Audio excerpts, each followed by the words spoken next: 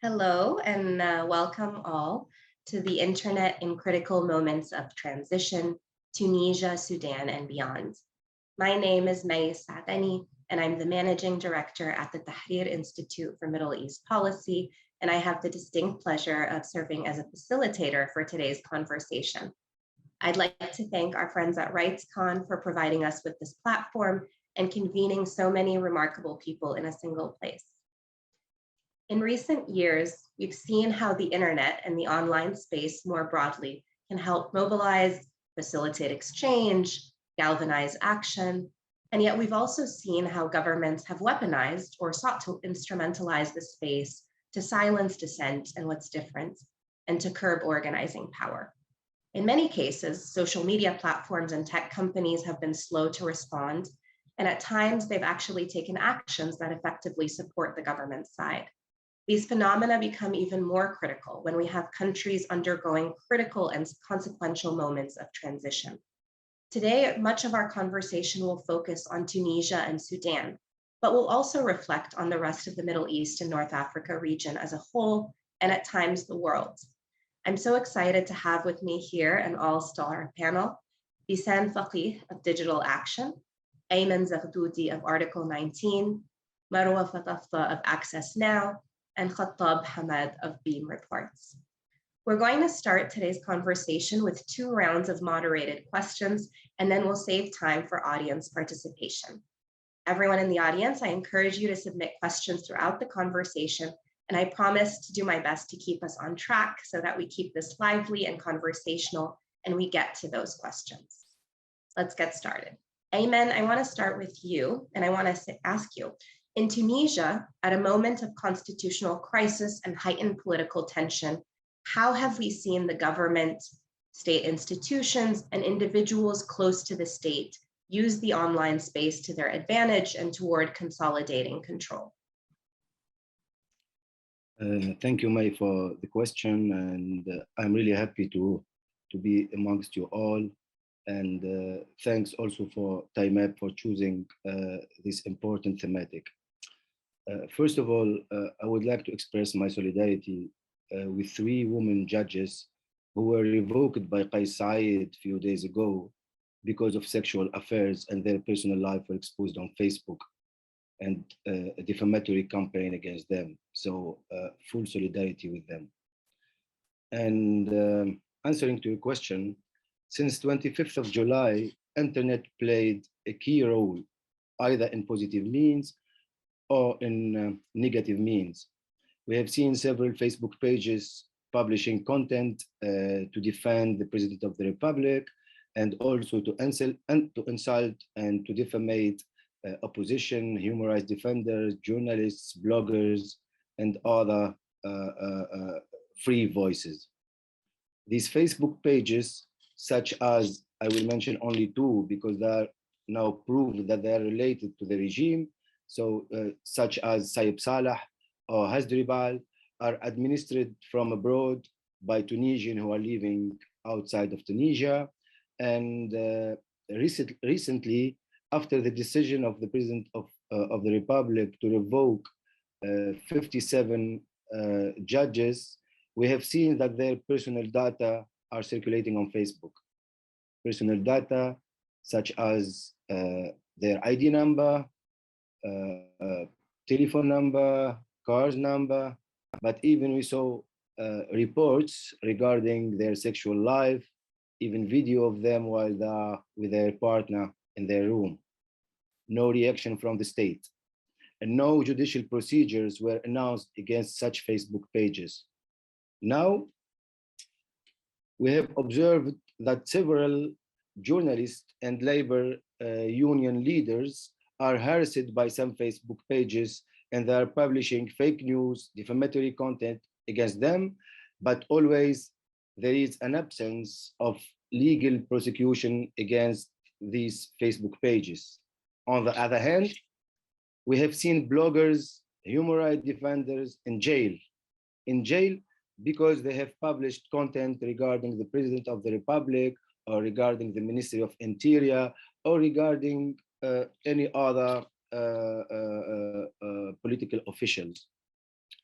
I would like also to mention two examples to show how the government since 25th of July is interfering in internet freedom to impede individuals from expressing their point of view, or also to impede other groups or other institutions from political actions. The first example is related to the shutdown of the official website of the parliament, which is remain inaccessible since 25th of July. When I'm talking about the official website of the parliament, I'm talking also about several official reports regarding draft laws, regarding the constitution, and many other important information for researchers, for CSO, and for human rights defenders remain inaccessible, and we're not able to read them or to get them, maybe sometimes by difficult means, but the website itself, it's still inaccessible without any explanation from the government. The second example to show how the government is interfering in internet and how they are using internet only for their benefits is the censorship of the Zoom application for a few hours by the Tunisian government to hinder and to impede the parliament from meeting to discuss the political situation. And this, it made like a boom in Tunisia, because it's the first time since 2011 that an app is censored by the government, and no reaction at all, no explanation at all from the government. It's total impunity. All these examples shows how state actors are dealing with internet, either to protect Facebook pages administrator from legal prosecution only because they are defending the regime, and on the other hand, they're prosecuting politicians or bloggers or journalists only because they're criticizing either Kais Said or any other member of the government. Thanks, Ayman. In Sudan, as protesters took to the streets to resist the coup, and even prior to that point, as they've taken to the streets, we've seen internet shutdowns and network interference to silence dissent and to put out the alternative narrative. Khattab, I want to ask you, how have the coup authorities been able to do this, and what other tactics have they taken to in the online space? Okay, thank you, Mai. Actually, when the people started protesting on streets against the coup of 25 October, the government started a plan to isolate the people and then starting a disinformation campaign to impact the public opinion.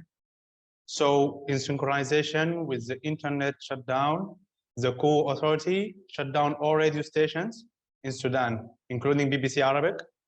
So, and they only left 2 stations. One of them is owned by the army.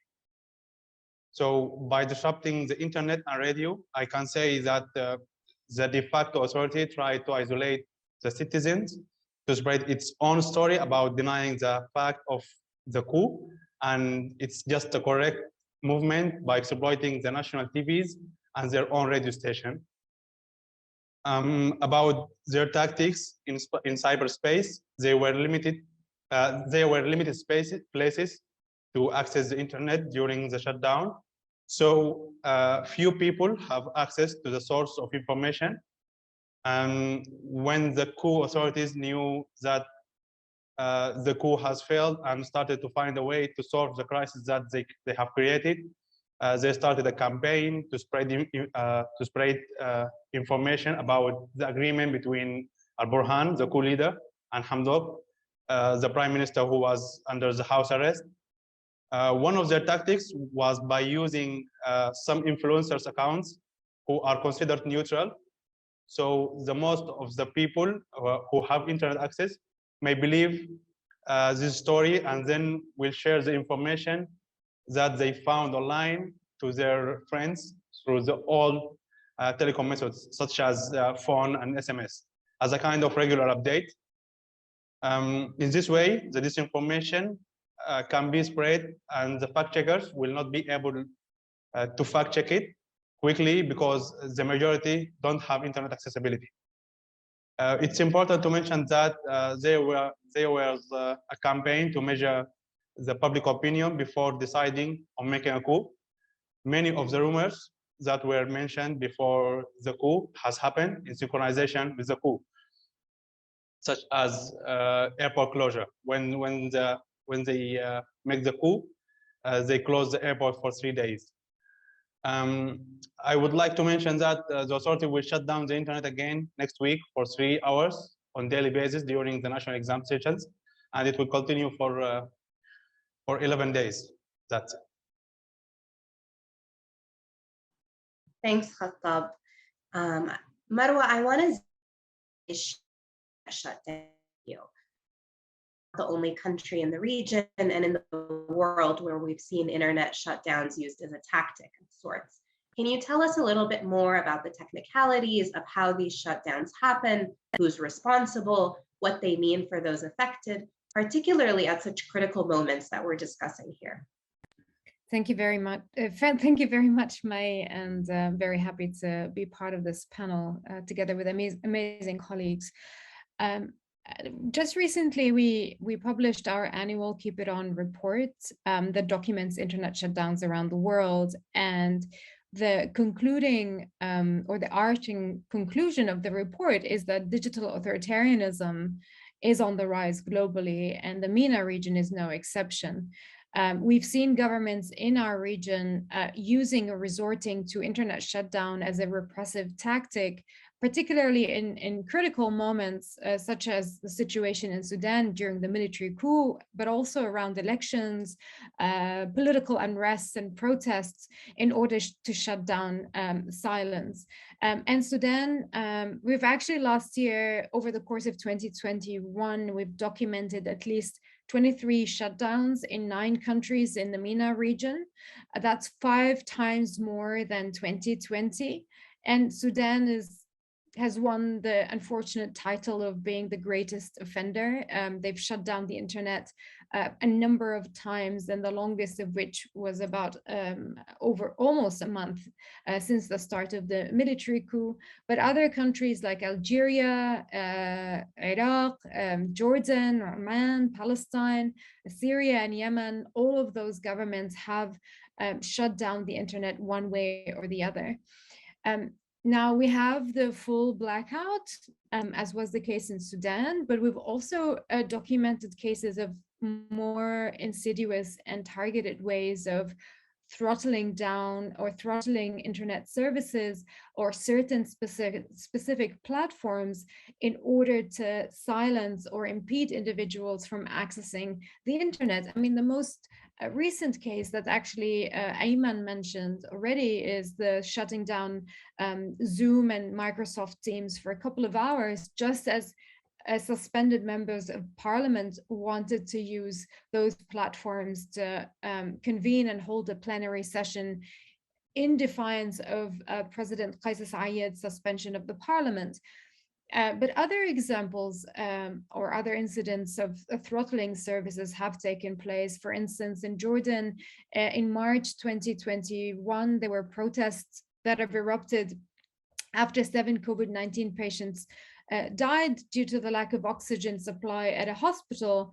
People were angered. They went out on the streets. So authorities in Jordan throttled Facebook's live streaming services to stop people from sharing videos and mobilizing, including documenting police crackdown on protesters. And that censorship tactic has been deployed and conveniently used by the Jordanian government periodically since 2018. Oman, we've also seen some similar examples of basically shutting down or banning an application that has come to prominence and is being used by the wider population to share and express their views freely and to access information freely. So in Oman, I'm sure many of the audiences know that Clubhouse, for instance, rose to prominence and became the go-to new platform for many people in the Gulf region.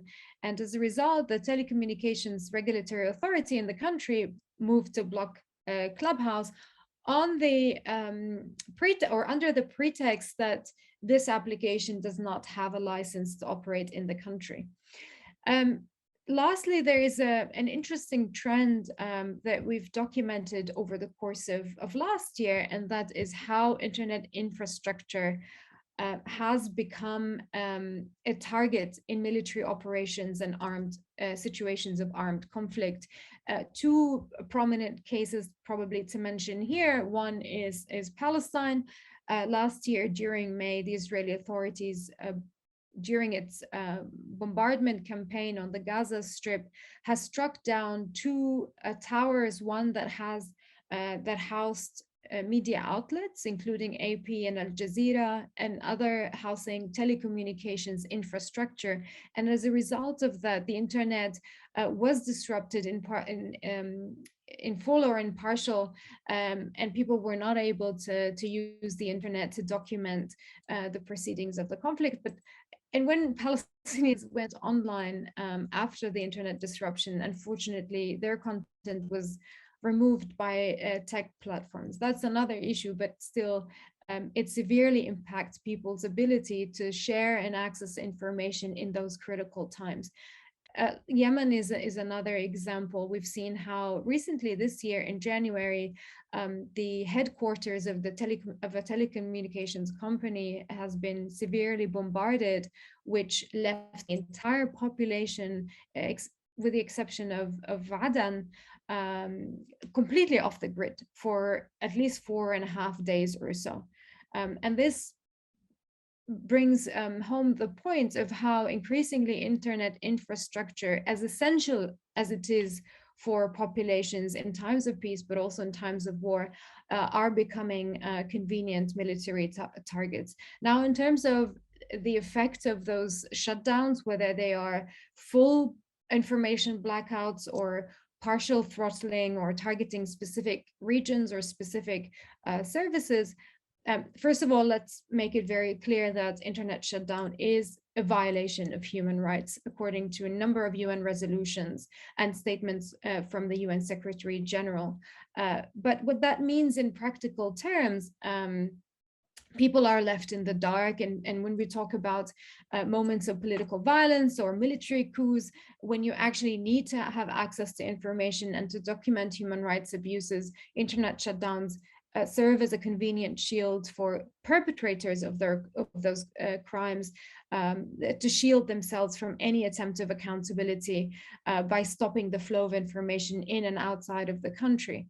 In addition to violating freedom of expression and access to information, let's not forget that because of the pandemic, we have become increasingly reliant on the internet in general and on those platforms to continue our lives as normal as possible. So when you are throwing an entire population off the grid, you're not only violating their rights, their political and civil rights, but also their economic and socioeconomic rights and cultural rights. As an artist, as a shopkeeper, as a business owner, you're not able to share, sell, have access to financial services. So it's really a costly, draconian measure that costs the economy, that according to certain research, actually exacerbate violence on the ground. And as a result of that, I mean, we at Access Now, together with the Keep It On Coalition, try to document these cases and advocate for governments to stop using this repressive measure around the world, but especially in our region. Thank you, Marwa. In both Ayman and Khattab's responses, we also heard about social media posts spreading misinformation and disinformation and committing doxing and other forms of harassment. Bisan, I want to turn to you and I want to ask you, what are the role of social media companies and platforms in this discussion? What have they been doing or not doing in Tunisia, Sudan, and the MENA region? And what are they responsible for? Great, thank you so much, May. And it's so nice to be sharing a panel with you all. It's an honor, really. So in terms of what the responsibility of social media companies is in all of this, I think we can look at it a little bit from a human rights perspective, but also without letting the key perpetrators of the human rights violations off the hook. So companies social media companies, Facebook, Twitter, YouTube, TikTok, etc., they do have responsibilities to protect human rights, and to adhere to international human rights standards, like the UN guiding principles on business and human rights.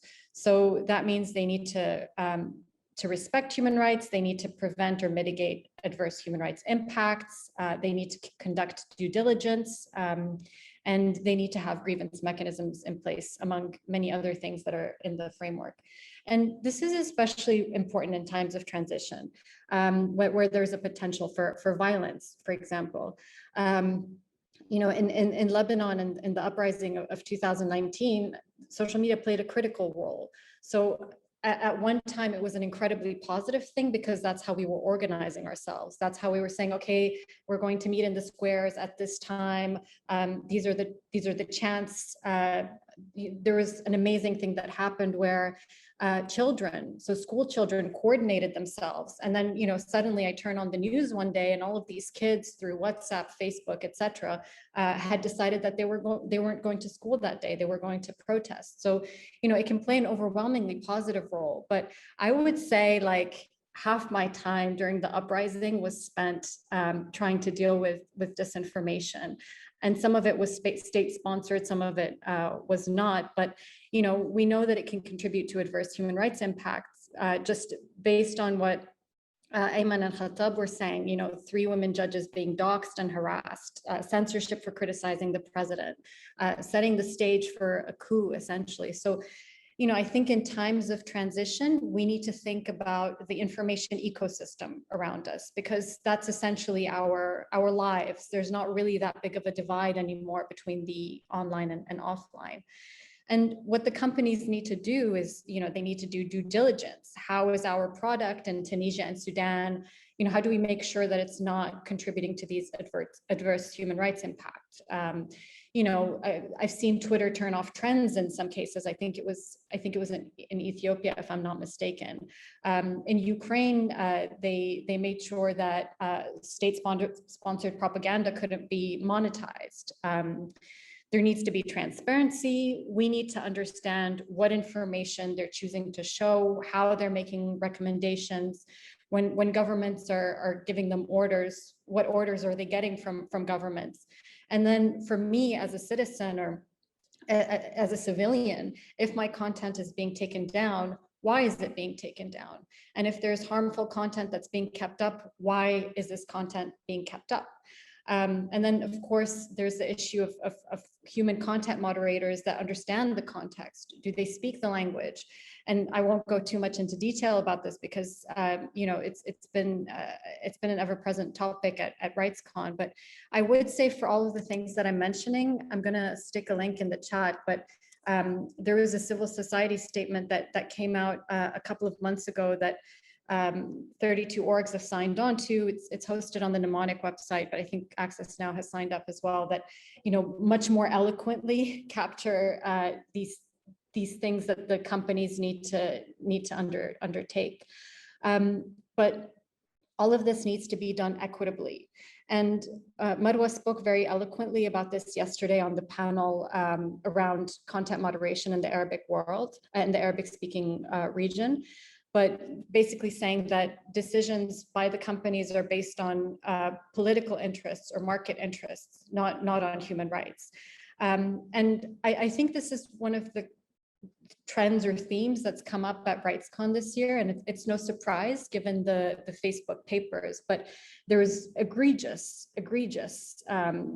information that came out from the papers. So one statistic is that 87% of Facebook's global budget for time spent on classifying misinformation goes to the United States, but 90% of users live outside of the United States.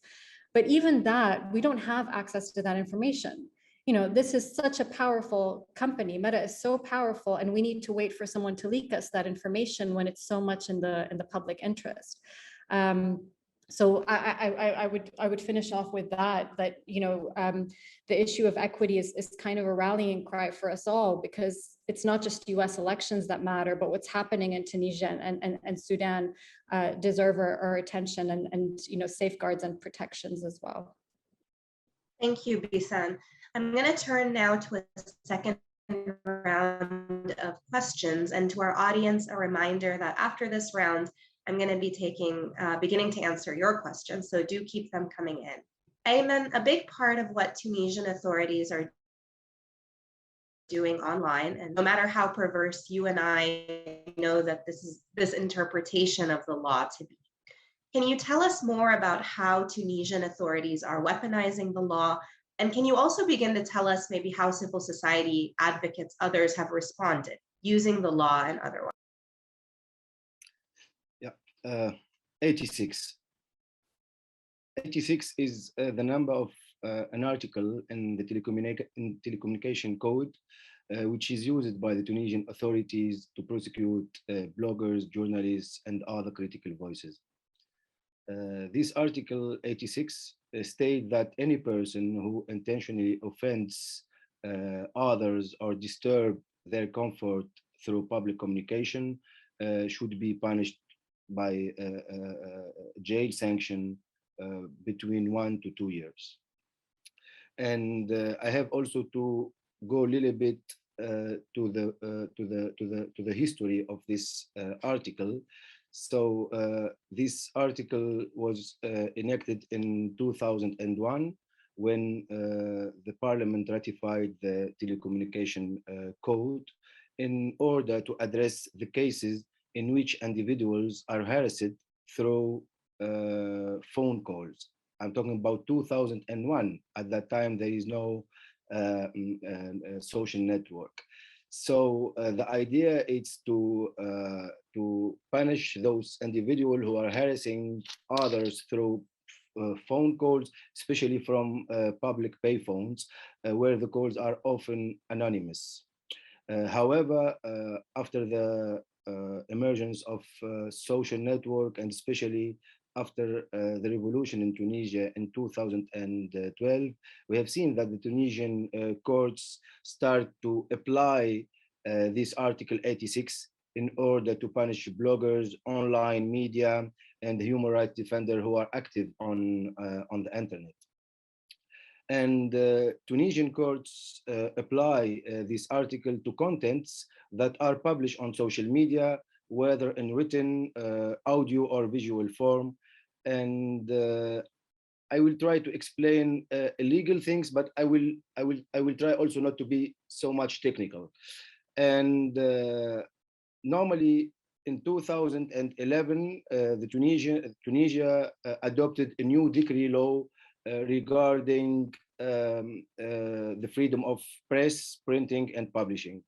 And in this decree law, there are several articles are punishing defamation, insult, fake news, and other expression crimes. And the difference between the new law in 2011 and the previous laws, that the new law is more liberal, and the sanction is usually, it's always fine. So it's fine between, let's say, $300 to $600.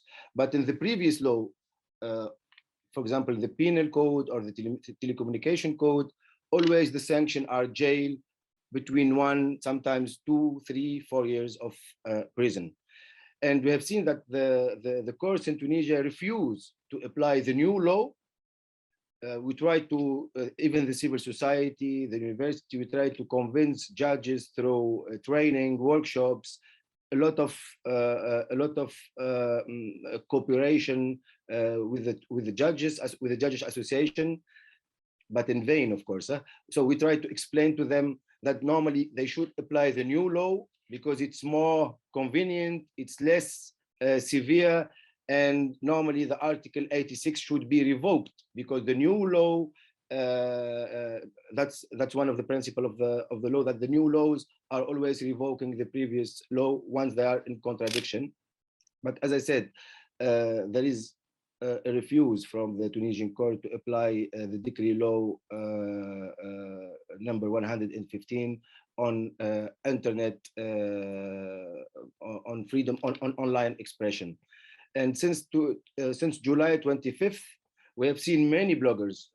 I will mention, for example, Mariam Bribri, I will also mention recently Amina Mansour and other bloggers and journalists were prosecuted and jailed based on this Article 6. I would like also to mention a second important issue. We have seen also during the previous months a phenomenon of surveillance, and this is very dangerous for human rights. So we have seen private calls are circulating on Facebook in total impunity. We have called also the Ministry of Interior and the judges to open a file, a complaint of investigation, but there is no proactive reaction from them. Finally, I will come also to your second part of the question regarding the CSOs and other human rights militant actions. I will be honest with you all, and I would say that there is not a lot of things to do except continuing criticizing the policy of the regimes and trying to build coalitions. I'm saying that I'm not pessimist at all. I'm a sort of person who is usually optimist, but when the regime is not reacting at all with the critics of the society, then the meaning of actions is getting lost. And I'm trying with the community I'm member in, I'm trying to convince them, instead of talking close together, we have to go out and to talk with the Tunisian. We have to talk with the Tunisian to convince them that we are in the wrong direction. And we should, as Tunisian people, we should refuse heaven when it's offered by dictatorship. Because sure, after a while, he will use all the tools to transfer this heaven into a hell. A very sobering note from Ayman. But let me take that and turn to you, Khattab. How have Sudanese advocates responded to internet shutdowns, surveillance, tracking, some of the privacy violations you referred to earlier, some of them similar to Tunisia, also grounded in problematic interpretations of the law? Many of us, for example, heard and were following very excitedly the litigation in Sudan to challenge network disruptions. What has resistance to the coup's tactics online looked like? Okay, thank you, Omay. About the response to the internet shutdown, most of the activists tried to find a way to connect to the internet through fixed line because it was working only for corporates and high-scale institutions. Fixed line is not common in Sudan, which made the internet a rare service to find. Also, the advocates used alternative communication methods to use, such as phone calls, which is unsafe, but there is no other solution, and encrypted SMS, which is safe. Most journalists and activists who work in documenting and who are working in documenting the protest have used the strategy of documenting it now and sharing it later, because no internet can be used for the live broadcast. Some activists have imported SIM cards from outside Sudan and activated roaming service. Actually, it was slow, but it was somehow working to deliver the message of the resistance to the war. Actually, using these solutions put the users at the risk of tracking, because the authorities have full access to the telecommunication infrastructure in Sudan. So to avoid tracking and surveillance, some activists who doubt that they may be traced used a new phone and a new SIM card, and they were not contacting their social network directly to avoid any kind of tracking them using social engineering. Despite these precautions, the problem is that the authorities may perform random inspection campaigns on the phones on ground, which is an offline practice. And they are justifying that by using the national security law, which gives them the right to inspect anything without any decision or any ruling from from a judge or any prosecutor. So to talk about the law, it's important to thank the attorneys and the Society of Consumer Protection for their efforts to confront the internet shutdown inside the courtyards. Their efforts were not only limited to waiting the judge's ruling, they also worked to make sure that the court decision is applied well. The co-authorities used the term national security in the law of telecommunication to reject the court's decision to restore the internet. The general manager of the regulator is a military officer. His name is Sadiq. So he performed the directives of the co-leader, Burhan, by directing the telcos to reject the coup decision.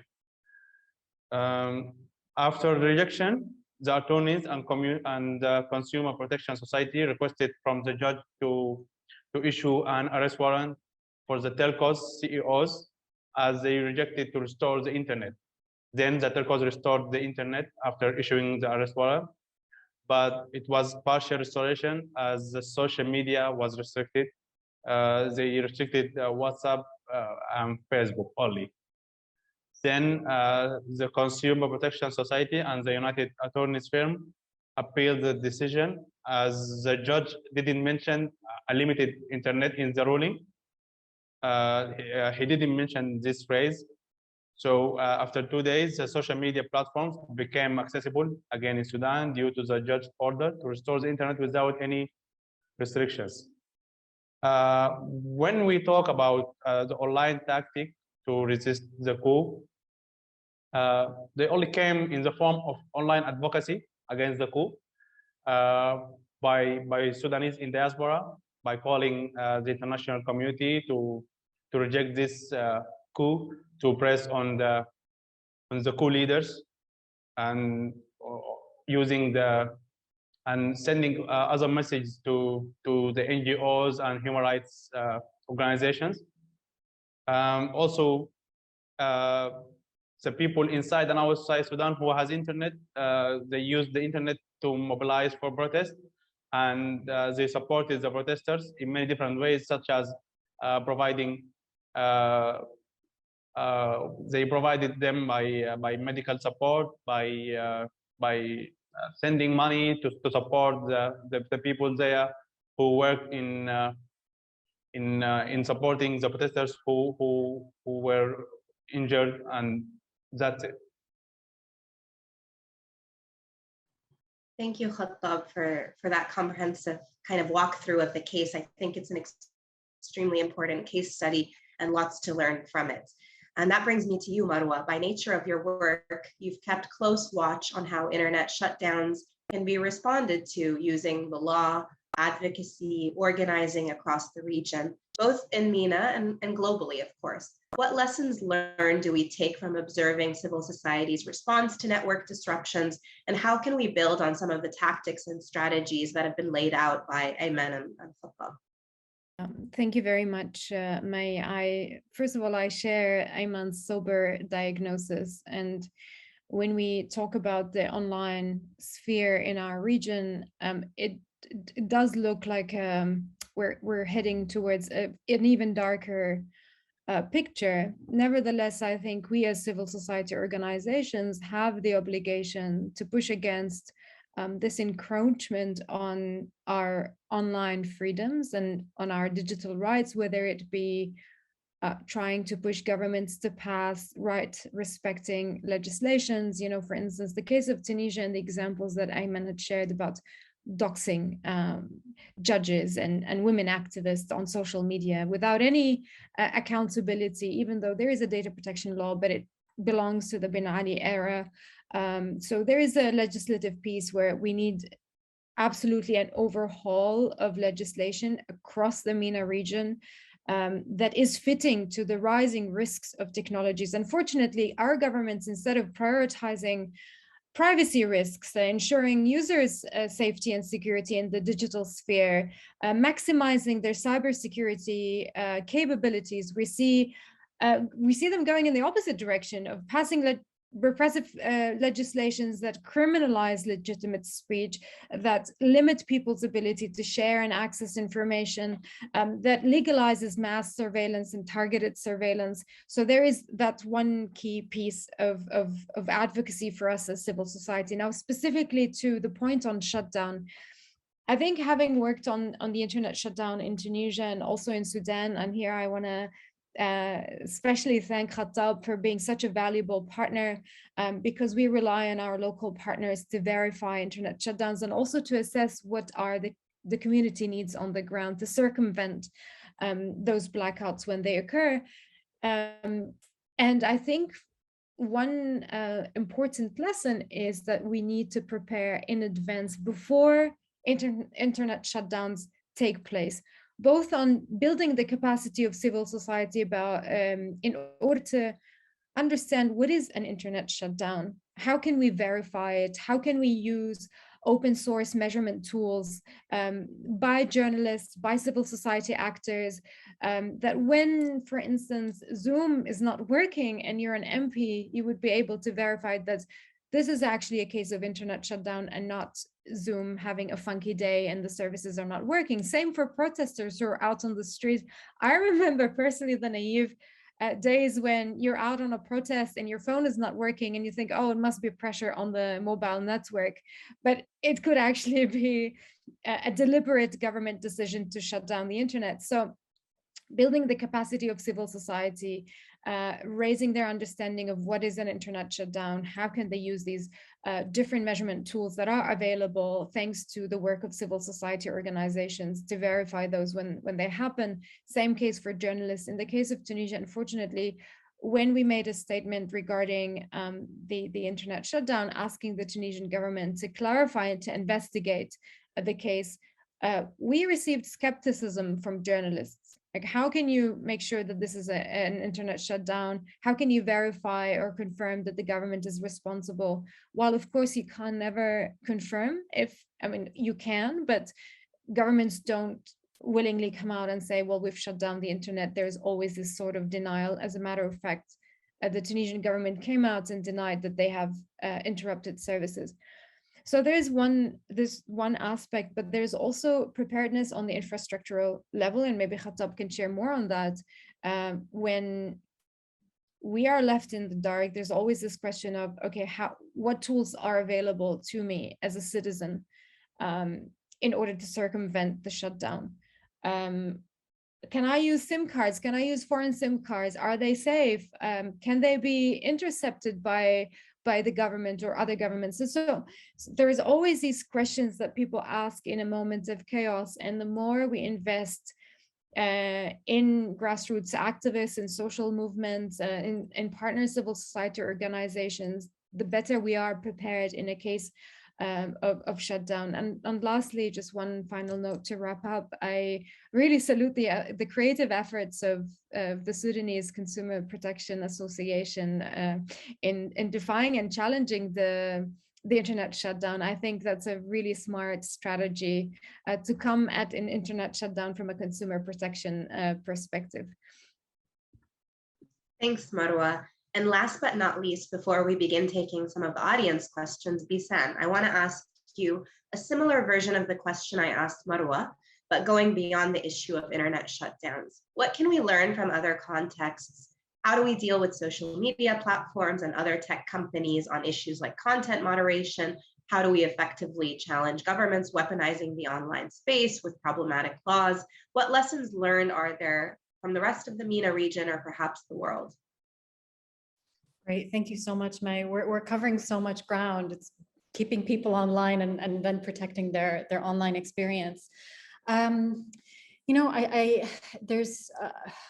keep it brief, but I think for me, the really big learning is to invest in civil society on the ground, particularly in times of transition. So in Lebanon, I'm familiar with funding challenges, and funders might be jaded because some of their money has evaporated in the banks, but that doesn't mean that now with the new laws being passed in Tunisia around foreign funding, that funders should pull back. This is a critical moment for civil society to to be supported and for funders to, take those risks into account. And I've noticed that digital rights organizations, like they're kind of like hubs, right, for journalists, for people working on election integrity, for queer folks who have been outed. So all of these groups, all of these individuals, they go to digital rights orgs, and it's the digital rights orgs that really kind of interpret new laws that are about to be passed. They're the ones that are the conduit to the companies. They ring the alarm when it comes to proposed legislation so that they can buy us some time so that we can build pressure globally. And Khattab spoke a little bit about the role of the diaspora, but it's so critical in times like that. And on the legislative side, this is more on the content governance side, and protecting the online experience. Marwa yesterday, again, I'm referring to the content moderation panel in the Arab world. She described us as between a rock and a hard place, because in the EU, for example, they have the Digital Services Act that's being passed.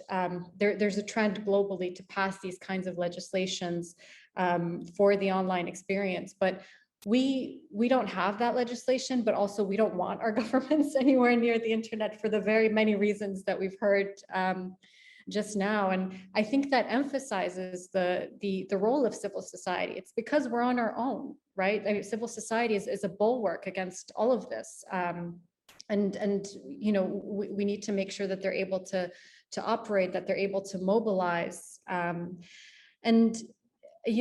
think continued pushes for corporate accountability are really important. I've heard this a lot at RightsCon, but the power of media and coalitions and influencing social media companies. So we can look at what the others have. So learning from the US context, eventually the social media companies pulled protections too soon. But during the US elections, they had war rooms, they had researchers, they had investment, they had human resources. Why are our elections not that important? I know Tunisia and Sudan potentially have elections coming up. So, I can see some smiles there. So I think those are important to take into account. So I'll just reiterate my point from earlier around demanding equity together and exposing and protesting this inequity. And then finally, I think what some contexts really get right is a focus on intersectionality. And one of the things that I think we need to think about when we're talking about all of this is, okay, we've spoken about the experiences with these legislations, with platform governance, with repressive internet laws. But what is the experience of migrant domestic workers in these situations? What is the experience of queer people in these situations, or racial minorities in these situations? And I don't know if we've gone far enough to address that, but I do see it elsewhere. Thank you. Thank you. Let's turn now to audience questions, and a reminder to our audience, if you still have questions, do send them in. You can do so through the chat and we'll get them answered. I have one question here that I'd like to first direct to Ayman and Khattab, and then certainly Marwa Bisan, if you want to jump in, you can. The question is, in each of your respective countries, what are the internal dynamics that are happening and preventing us from viewing, or the governments rather, from viewing shutting down the internet as the solution rather than a problem, something that they should truly avoid? What can be done? What do we need to be talking about with regards to thinking about the internal dynamics on the ground and the politics of all of this? How are internet shutdowns still okay? Ayman, if you want to start with Tunisia, and then we'll turn to Khattab. I will give the floor to Khattab. I don't have much to say, honestly. Okay, Khattab, do you want to jump in here? Actually, I don't have much information or much to say, but what I want to say is the internet shutdown came as a result of conflict of interest between two parties, between the government and other opponents or between the military and the civilian in the Sudanese context. So to solve this problem or to avoid internet shutdown here, I'm talking about the internet shutdown during the political crisis. It's better to solve the political problems to avoid internet shutdown. So because if there is no conflict between the parties and between the military, there will not be any reason to shut down the internet. But about the internet shutdown during the exams, there is no justification to shut down that because it's a security matter, and the security forces or the security service they are escaping from their duty to secure the national security by shutting down the internet. That's it. Thanks, Khattab. Marwa, let me bring you in. Yeah, I mean, it's such an interesting question because unfortunately for governments in the region, internet shutdown is not just like some draconian measure. We've become also pioneers of shutting down the internet in non-political contexts, like Khattab mentioned, during national, high school exams. Countries like Algeria, Sudan, Syria, Iraq, they have been implementing this measure year after year in hopes that they would prevent students from cheating or leaking exam questions. Now, does it work? No, it does not. Students would still leak questions, as you know, has been a number of cases in the past in Iraq, but elsewhere. But then this points up to the question of why do governments not see internet shutdown as a problem, particularly because it's costly? Actually, earlier this morning, I had an interview with a journalist who asked me the same question. Internet shutdown costs the economy millions, if not billions of dollars, just for a few hours or one day of shutdown. But why do governments still implement such measure? And to that question, there are two answers. One is that unfortunately governments have become savvier in the way they shut down the internet. So for instance, in Sudan, when they shut down the internet during exams, they've only shut it down for the entire population, but not for foreign embassies, not for financial institutions, and not for government entities. So you're trying to still implement this disproportionate measure, but without the inconvenience that comes with it.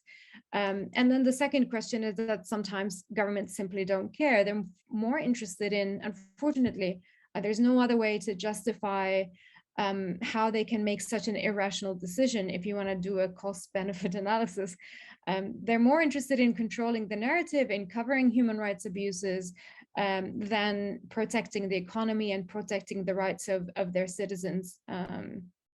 So I think even if we use the economic argument, sometimes it doesn't really fare or square well with our respective governments. Thanks, Marwa. I have another question. The legal framework affecting internet freedom in Tunisia hasn't really changed, but the tools for throttling and disruption, as well as the tools for circumvention have. And the questioner is asking, what are your recommendations for Tunisian civil society towards building digital rights resistance and resilience? Very good question. Since 2019, the Tunisian government started to prepare a project of they call it digital code. And in this new draft law, we have seen that even with the new draft law, the legal framework is not going to change in a clear way compared to the current one. And we have been working at that time with the parliament, with the Ministry of Technology. We have tried also to provide some legal expertise to them. And we have seen that the government is more focused on the economical side of the digital more than the human rights side. We tried to convince them at that time, and we succeed that in 2020, the draft law was withdrawn from the government. But unfortunately, what's going on in Tunisia now since 25th of July, 2021, stopped the process at all. So at the moment, regarding the current process, we don't have much to do. The priority now is how to go back to a normal democratic process, and then we can do advocacy, and we can do a lot of work with the Tunisian authority. But at the moment, the main battles is how to go back to the normal situation. Thanks, Ayman. I know we have about 5 minutes left, and I want to give each of the speakers an opportunity to give just a closing minute. And in this closing minute, I'm going to ask each of you, in RightsCon, we have before us donors, we have foreign governments, we have civil society. If you can pick one stakeholder and make one recommendation that they would want that person to walk away with from this session, hearing about our countries and this region in a critical moment of transition, what would that be? And Bisan, I'm sorry to do this to you. I'm going to put you on the spot first, and we'll go in reverse order. No worries. I mean, I would say my key takeaway is that we need to lift up these stories when they happen. So Tunisia should never feel alone. Sudan should never feel alone. And we've done that well as a region. I think we have practiced decent solidarity, and we should continue to do that. So I think if I were to address the MENA orgs, but also the global orgs, it would be to really take up that mantle of solidarity, even when you don't have time, even when it doesn't feel important, to make sure that everyone's stories get heard. Marwa. I really love Bisan's notes. Absolutely. For me, I would pick tech companies simply because our governments are irresponsive. We don't have any processes where we as civil society organizations can contribute to decision making. And so companies do have an important role to resist censorship, to allow a safe space, especially for women activists. So when a women judge in Tunisia is being doxxed on moral allegations and having extremely sensitive and intimate information being spread about her, that Facebook and other social media platforms are able to tackle this issue and take down that content immediately. When we are being censored because of those legislations, the only safe refuge has become the internet. And we definitely need tech companies to do more action, to match up the human rights commitments that they publicly iterate and reiterate again and again. But unfortunately, talking about this inequitable investment, at the end of the day, we're the ones who are bearing the brunt of these misallocations and deprioritization of our region. Thank you. Khattab? Actually, I want to ask donors to fund the process of building devices and applications to communicate internally in a secure way during internet shutdown. And I want to ask also the governments and the international organizations that works in advocacy and policy making to advocate the efforts of criminalizing internet shutdown and criminalizing any kind of network interference. And last but not least, Ayman. My recommendation is addressed to the civil society. And I would like to say and to stress on the idea that dictatorship cannot be our destiny in our region. We should go to our people, and we should talk to them and explain to them the challenges of the digital and the importance of democracy, the importance of human rights.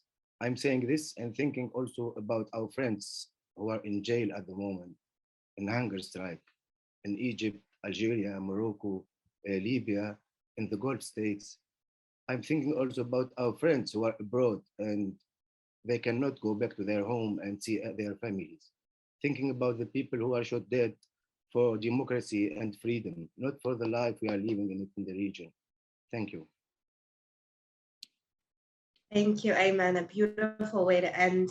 And we're just about out of time. And it's no surprise that with a topic as rich as this and a panel as informed as this one, the hour flew by. I want to thank RightsCon again for the space and support to convene. I want to thank our panelists for their unique insights. I want to thank our audience for your engagement, and my colleagues at TimeUp for their support in crafting today's conversation. Enjoy the rest of RightsCon and wishing you all well.